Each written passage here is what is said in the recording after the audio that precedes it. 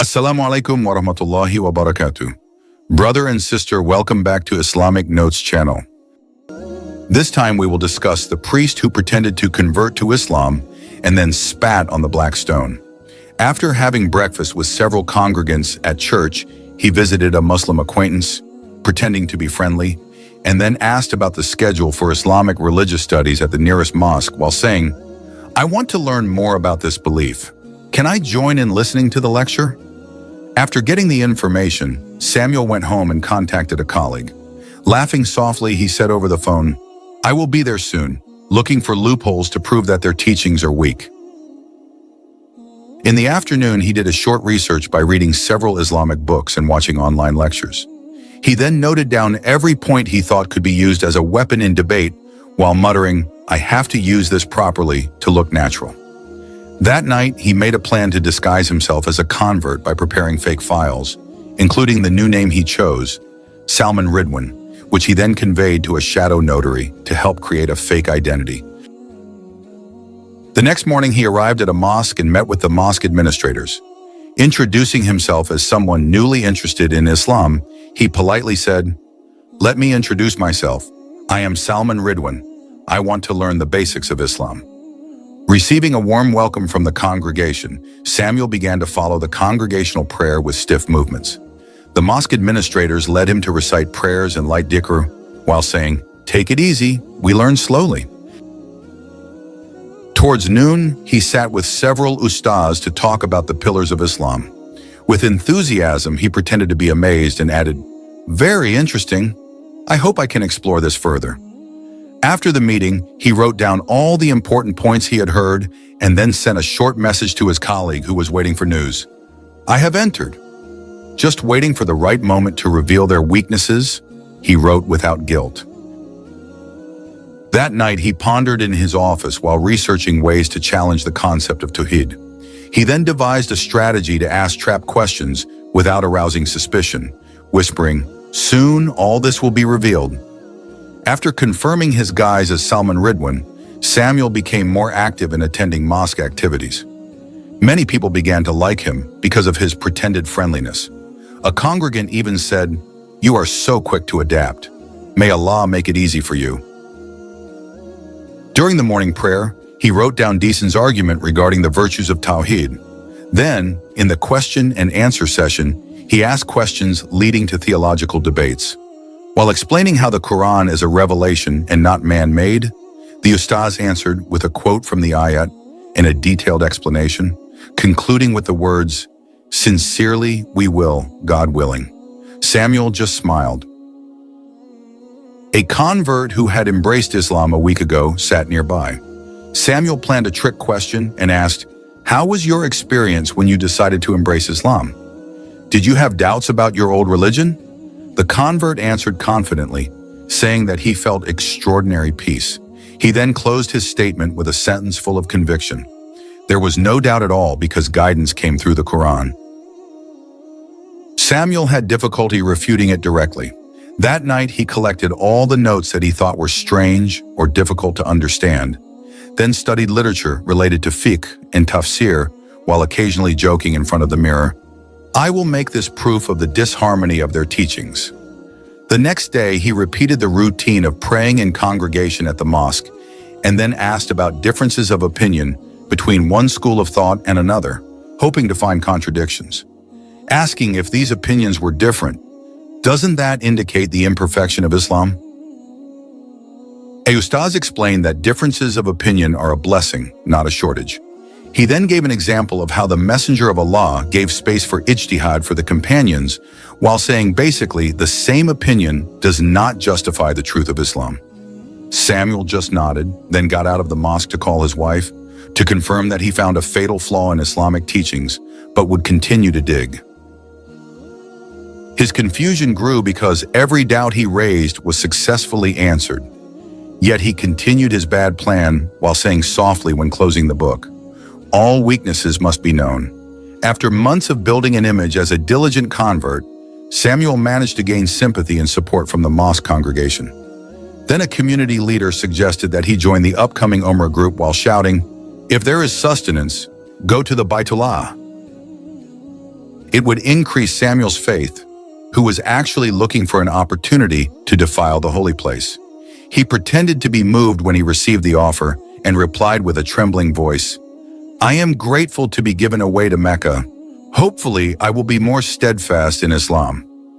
The mosque group immediately registered Salman Ridwan's name at the travel agency, then helped him prepare passport and visa documents. Meanwhile, he secretly inserted certain items for his dark plan while muttering under his breath, "That's where everything will be revealed."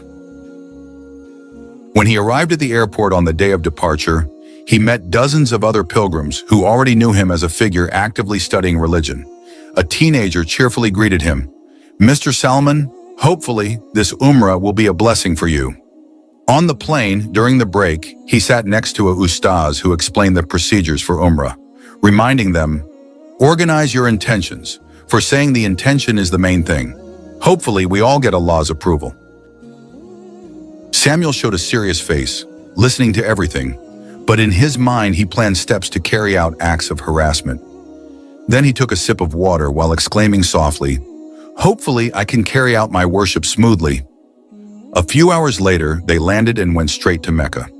After putting their belongings at the inn, the ustaz invited the group to perform prayers at the Grand Mosque. Smiling, he said, "This is the holy mosque that we miss." Samuel pretended to be amazed when he saw the Kaaba for the first time, walking with the group toward the Tawaf area while muttering softly, "Subhanallah, how great it is," though the evil intentions behind his words were unseen by others. On the way to the Hajar Aswad, a pilgrim explained the importance of kissing the stone as part of the Prophet's sunnah, then said, "This stone was kissed by the Messenger of Allah, so we follow his example." Samuel nodded with a look full of deceit, believing that his actions near the Hajar Aswad would prove his point, that Islam is just a symbol without power. Hopefully, no one will suspect later, he thought. Toward evening, the group rested at the hotel. Then Samuel secretly opened his bag to make sure the items he would use were intact, insulting notes that he wanted to insert in the Hajar Aswad area. Whispering to himself, he said, "This is proof that I dare to defile the holiest place for Muslims." The next day, they left for the Grand Mosque to continue their worship. A member of the group asked in a friendly manner, "Mr. Salman, are you ready to perform the Sunnah Tawaf today?" Samuel answered with a nod and a smile, then followed the flow of the congregation, entering the Tawaf area while patting the pocket of his shirt, where he kept the cursed notes. Then he muttered softly, just waiting for the right moment. The second round of Tawaf, he began to approach the corner of the Kaaba, but the crowd of worshippers made it difficult for him to move, until a security officer reminded the congregation to be careful and orderly. "Do not push. Follow the flow patiently." Samuel pretended to hold back, then fell silent on the side to find a gap, waiting until the situation was a bit quiet. While observing the position of the black stone, which was tightly guarded by officers, he said softly, "It is not easy to penetrate this line." When he saw a gap, he squeezed between the congregation who were reciting dhikr, then quickly moved closer to the black stone. He had time to look at a guard who said firmly, "Do the worship properly. Do not push." In the next seconds, Samuel moved closer to the black stone, raising his hand as if he was going to kiss the stone respectfully, while saying softly, "This is the time to complete the plan." While his hand was preparing to insert a note of insult, before he could reach the place he was aiming for, another congregant pushed his shoulder as they both tried to get closer.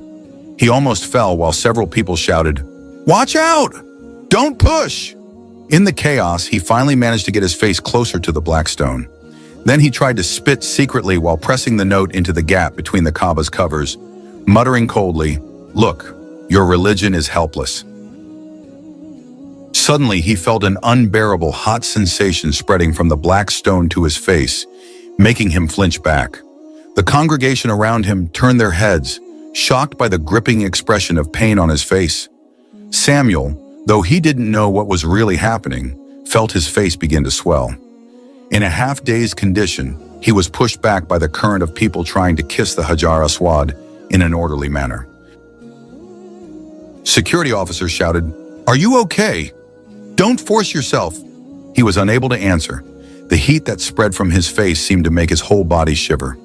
Several congregants looked at him in surprise, and a middle-aged woman sighed, "Astaghfirullah, why is he like that?" When a guard wanted to help him stand, Samuel fell to his knees, holding his face, which was starting to turn black in some areas. He groaned, "Help! There's something wrong here." But his voice was growing hoarse. The people around him only saw him as a victim of fatigue or maybe dehydration, so they called medical personnel while a congregant led him away from the crowd, saying, "Let's take him to a more spacious place." On the way to a quieter area, he felt a burning sensation that was getting worse until finally he screamed in pain in front of the officers, making several people stop their activities in shock. "What happened to this man?" someone exclaimed excitedly. A health worker tried to check his body temperature, but the thermometer showed no significant change, even though Samuel's skin looked blistered. The officer, confused, said, "The device is normal, but his condition looks serious." With stuttering breath, Samuel groaned, begging to be taken to the nearest hospital. One of his fellow group members immediately helped him, saying, "Hold on a minute. God willing, we will find a doctor for you." Along the way, he continued to hold his face, which felt increasingly hot, until some of the congregation began to notice a burning smell. One of them shuddered and softly whispered, "This is scary. Hopefully, nothing bad happens." As soon as they arrived at the emergency unit, the doctors and nurses were surprised because his burns looked like wounds caused by direct exposure to fire. But Samuel only groaned, unable to explain the details, while closing his eyes tightly. The medical staff gave first aid, but they could not find a clear cause. One of the doctors turned to his colleagues and said, "This case is strange. We need further examination." While Samuel lay helpless in the observation room, a doctor tried to calm him as he continued to shiver, injecting painkillers. "We will do a laboratory test," the doctor commented. "Hopefully there will be clarity soon." Several nurses tried to clean the wound area on his face, but found that his skin was peeling and turning black quickly. One of the nurses gasped, saying, "This is like a high-grade burn, even though we did not find a source of extreme heat." Samuel pouted on the bed, unable to move freely because every touch caused unspeakable pain. Then an officer from the UMR group came to visit, saying, "We all pray for you to recover soon." In the anxious atmosphere, another congregant who saw Samuel's condition remembered that he had fallen around the Hajar Aswad, then asked. The nurse softly asked, "Was this due to the congregation pushing him until he hit or was stepped on?" The nurse answered doubtfully, "Because there were no signs of broken bones or serious trauma wounds, but rather burns that caused strangeness. We are still investigating. This is beyond our reasoning," he said. Even though there was no definite diagnosis, the doctor concluded that Samuel's condition was getting worse, so they decided to move him to an isolation room to prevent infection, while giving strict orders to ensure sterile protocols were carried out. When a ustaz from the group visited, he looked at Samuel's condition with pity and said softly, "Be patient. Always remember Allah." But Samuel only groaned softly, his facial expression full of pain. A security officer at the Grand Mosque tried to collect witness statements, asking if Samuel had done something near the Hajar Aswad. Then one of the congregants answered doubtfully, "I only saw him kissing the Hajar Aswad, and suddenly he screamed in pain." Samuel's body condition was getting weaker towards evening, so the medical team increased monitoring, installing respiratory support equipment and painkillers.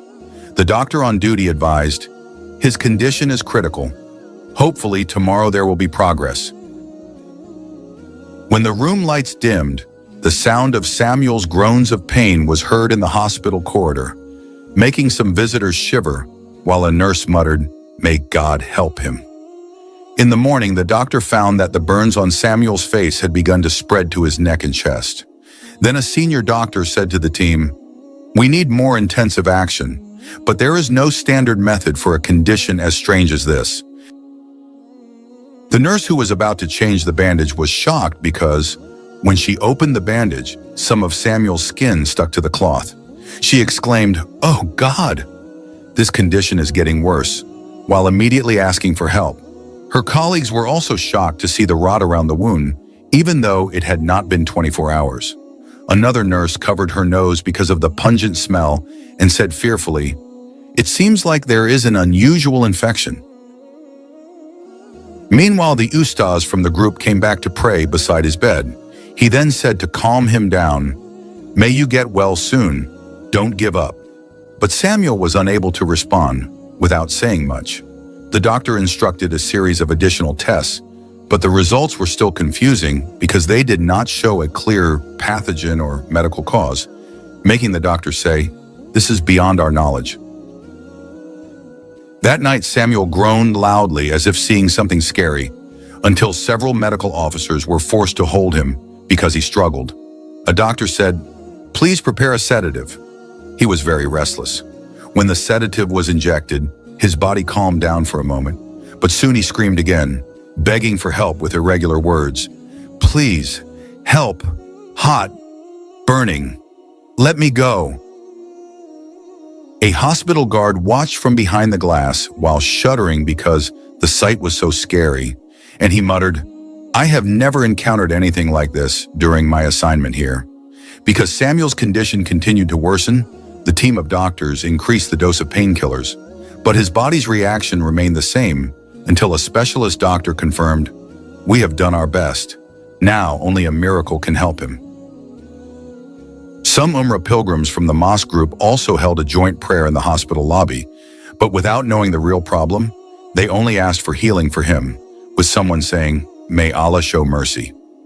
On the third day of treatment, Samuel's blackened skin began to crack and release a foul-smelling fluid, so that a male nurse screamed in surprise, "This is beyond the condition of ordinary burns."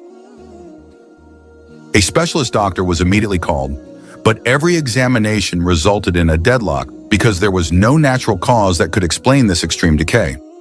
Then the doctor shook his head. "Medically, this is really strange." Local security officers became increasingly suspicious, then coordinated with their colleagues at the Grand Mosque to check the CCTV footage, while an officer said, "We have to know what actually happened near the Hajar Aswad at that time." On the other side, some of the congregation who had caught Samuel seemed to whisper to each other. Some suspected that he had made a serious mistake. One of the congregation commented that he had been suspicious from the start. "But brother, we have no proof." In the afternoon, Samuel's condition reached a critical point. His blood pressure dropped drastically, and he began to make a hoarse voice, like a dying person. A doctor immediately installed a defibrillator, then shouted tensely, preparing for resuscitation. Even though he had received emergency treatment, his heart stopped for a few seconds but started beating weakly again. Then one of the nurses said in between the panic, "There is still a chance. Don't give up." After the situation had calmed down a bit, the room was filled with a stench that grew more pungent, making the medical staff take turns going out to breathe fresh air while a nurse vomited in the corner of the room. A ustaz came and recited a prayer softly near Samuel's head, then advised him to ask for forgiveness from Allah. Even though Samuel only had dry coughs without being able to answer, the ustaz said slowly, "Istighfarla, O my brother." When night fell, the condition of the room became tense because a scream was heard from Samuel's mouth, as if he was surrounded by something that made him afraid. A nurse whispered with a pale face, as if there was something invisible here.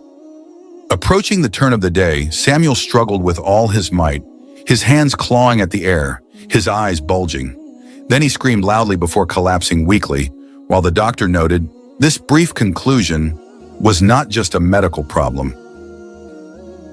The next morning, the medical staff found Samuel still alive, but his condition was pathetic. His body was slumped, his face turning blacker, and some parts had rotted. A doctor covered his mouth while shuddering. The patient's condition was getting worse. The stench filled the isolation room, forcing the hospital to deploy additional air filtering equipment, but it didn't help much. A nurse said, "We have never handled a case like this." When a burn specialist tried to touch the infected area, the flesh that was touched came off, causing a horrific sight. The doctor stepped back, saying, "This is truly beyond reason." A security officer came with the results of a brief investigation, telling the medical team that CCTV footage showed Samuel's suspicious movements near the Hajar Aswad.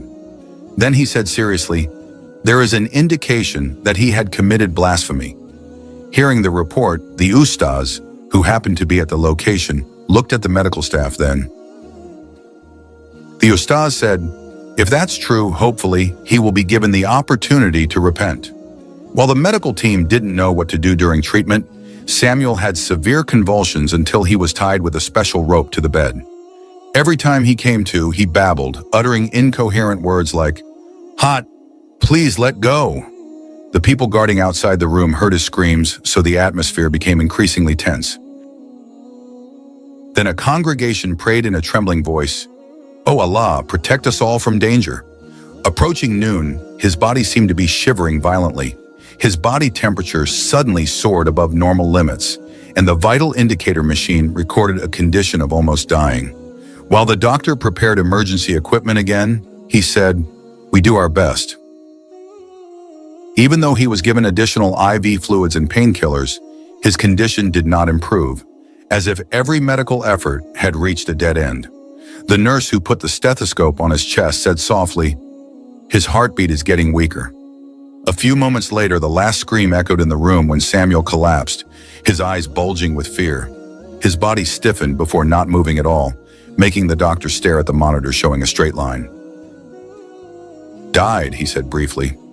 A few hours before his life truly ended, Samuel had time to write a letter on hospital paper with shaking hands, scrawling sentences containing insults to religion and his cunning plan, while dripping sweat mixed with blood on the paper. The nurse on duty found the letter on the bedside table when she checked in. Itar reported that Assad would abuse holy places in order to corner this religion. Samuel had written the sentence arrogantly, "I prove that there is no power that can stop me." The congregation who heard the contents of the confession looked at each other, while one of the community leaders muttered softly, "This is a major sin that was finally revealed. Allah is all-knowing."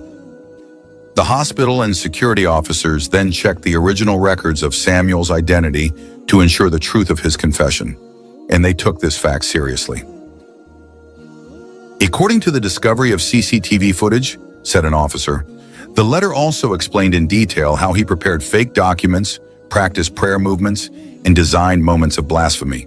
A ustaz could only hold his breath while whispering, 'Allah has a way to repay.'" The entire Umrah group was stunned to learn that all this time, they had been deceived by Samuel's manipulative attitude. A female congregant could not help shedding tears.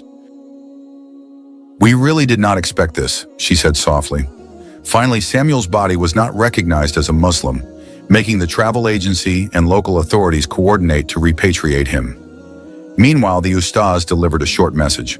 "Hopefully, this will be a lesson for everyone."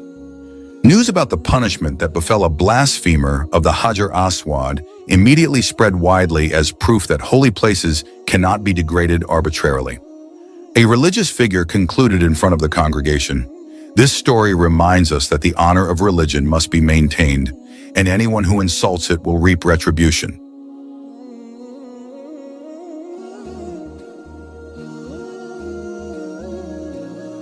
This is the end of our video. If you enjoy Islamic content like this, don't forget to subscribe. See you in the next video.